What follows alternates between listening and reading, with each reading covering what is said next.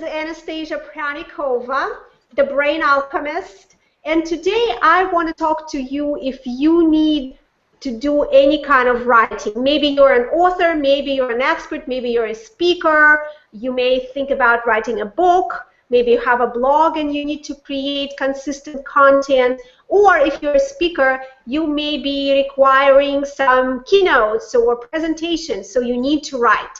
And I have my dear friend and colleague today with us who can share some wonderful tips to help you write better. Her name is Nancy Kaye. Hello, Nancy. Are you here with us? Hi, Anastasia. Thank you so much. I feel very honored to be here on behalf of Bookphoria and with my passion for writing and helping people. Thank you so much.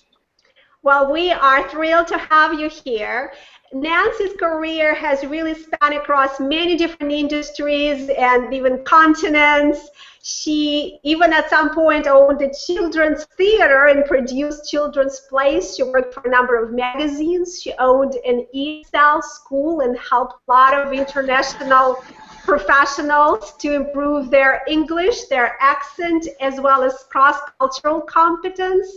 She's been teaching creative writing at USD for many years, so she's really an expert in how to get that creative juice out of you. And she has been a pioneer in the field of self-development. She has written a number of books, and you can read more about her wonderful work in her bio, and you will be able to see how to find her and contact her. But today I want to talk to you, Nancy, about writing. Let's say I'm just beginning to write. I have not developed that habit, and I'm thinking I have this great idea. I want to write a book, or maybe I want to create a keynote, or I want to create a series of blog posts, but I haven't really written. How can I start and get into the habit of writing creatively and consistently if maybe I'm a little scared and a little afraid of doing it? Yeah. Well, for 24 years, as you know, I have been assisting people globally, my clients, on how to start and work on and complete their writing. And if they're writing a book or if they're writing a keynote speak, I've done it all, and I love it. I really love supporting people. It's my passion to do that. And so if they're writing a book or a story, I talk to them about the characters, the dialogue, the point of view, all areas of writing. I ask what the protagonist needs, desires, and wants, and to start outlining these areas. That's you know, it's called creative writing, but actually we have to do outlines to see where we are and where we're going, and I help my clients all the way with that. Sometimes a protagonist would, if you're not familiar with that word, it would be the lead person in the story. What morally significant actions does your protagonist take, and what leads to that goal, and what kind of problems or obstacles come in the way, unexpected consequences related to the protagonist can revamp an emotional energy from your reader and interest to find out what's going to happen, to stay stuck with your story. I talk about setting visualization goals and the locale of the story for where your characters live. I steer my writers away from copycat TV or movie characters, car crashes and like that. And over the years I've come up with games to overcome, you were talking about being burned out or getting in a rut or writer's block. I've got all of the answers for that. Oh, go ahead. No, that's a great point. And here at Bookphoria and at the Brain Alchemist, we always talk about the importance of storytelling. So even if you are not a creative writer per se, maybe you are just doing a business presentation, it's still important to think about bringing in the story, bringing in those characters and the setting and some kind of emotional connection. So it's not just reiteration of facts. So you can apply all of those principles of creative writing to actual business writing, because you have to think about the story, you have to think about your characters, and in public speaking, we always talk about the importance of conflict to a very good story. There's no good story without a conflict, an issue, a problem that we need to overcome. So I think that's great that you mentioned and really zeroed on storytelling from right from the beginning. And speaking of writer's blocks, what are your favorite ways to overcoming a writer's block?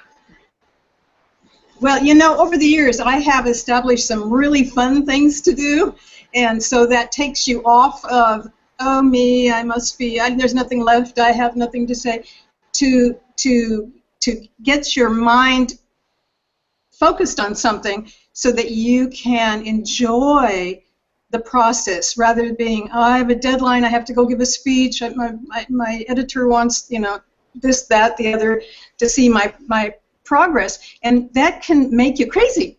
So I have some great fun things to get away from your normal place where you work, and they work miracles. I so enjoy listening to my students tell me about where they went and what happened and how it happened, and it makes me happy, and that's really what's important, that we're all happy with what we're doing.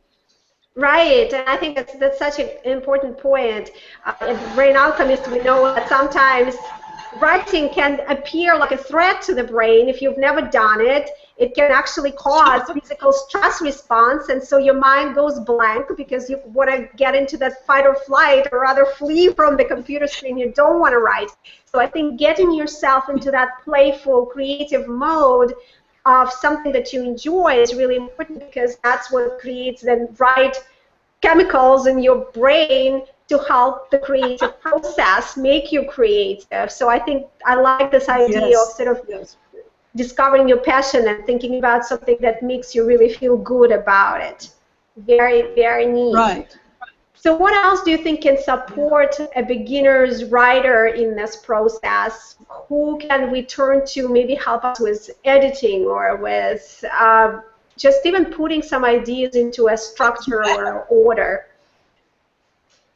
Yeah, I help with editing. I help with books. A colleague of mine just came out with a book, her fifth, and I wrote the foreword in her story. It just depends. Each person is different. Each story is different. Whether it's going to go to print as a book, or whether you're going to give it on stage. I cover all of those things, and my clients lean on me, and I want them to, because I want them to succeed.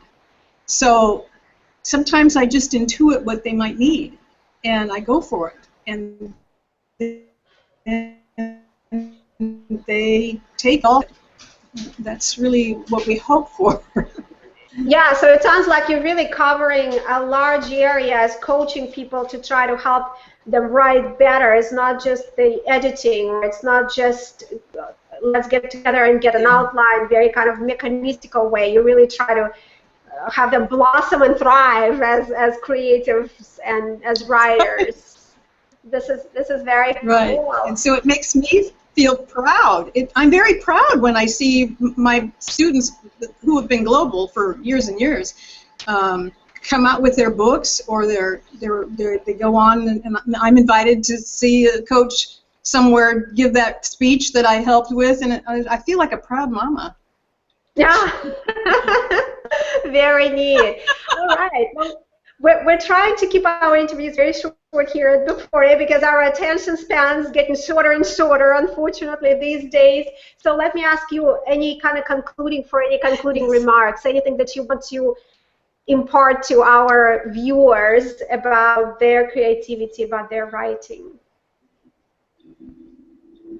I think that if someone has the urge, I started writing real stories at 12. I think if someone has the urge, they really need to take advantage of that urge and make it happen. Make it come out. Make it develop them into a person that they didn't know was really there. And it'll broaden their scope, their world, their ideas, their friends, their monetary, explosion when it all goes good. And so I think that if you have a little inkling in there, it would be best not to push it away, but maybe to explore it and then trust the person who and can help you, and then bring it out. That's what is going on in the world today. We need to bring out the best of ourselves to help others. Beautiful. I love it. I love this note. So with that thought that we need to help and kind of empower ourselves so we can cheerleader our others in our fields of work, I think I'm going to thank you, Yes. Nancy, for this wonderful interview. I hope we can get more of this done. And I wish you all the best success. And as I said earlier, the viewers will be able to find your contact information on our blog. Thank you so much, everybody. Till next time, here's Anastasia Pranikova and Nancy Kaye for Bookphoria and the Brain Alchemist. Bye-bye. Bye.